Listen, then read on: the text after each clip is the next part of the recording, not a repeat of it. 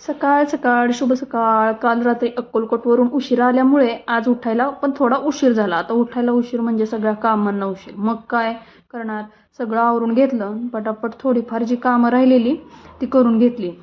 थोडीशी कामं झाली की पहिल्यांदा देवपूजा करून घेतली, कारण देवपूजा केल्याशिवाय दिवस अपूर्णच नाही का.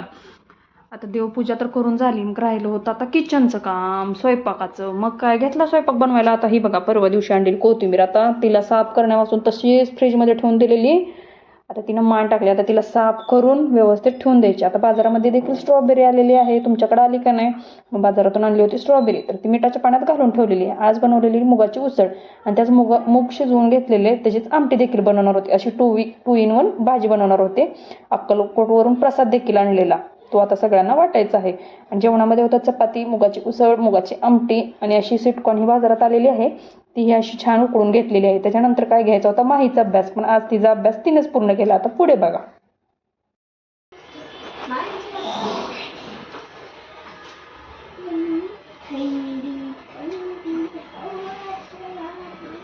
बरोबर आहे. कसं कळलं तुला? बघितलं की इकडं कविता आली, बघितली ना. जर बाकीचं करते, कशाचं राहिलंय. अजून एक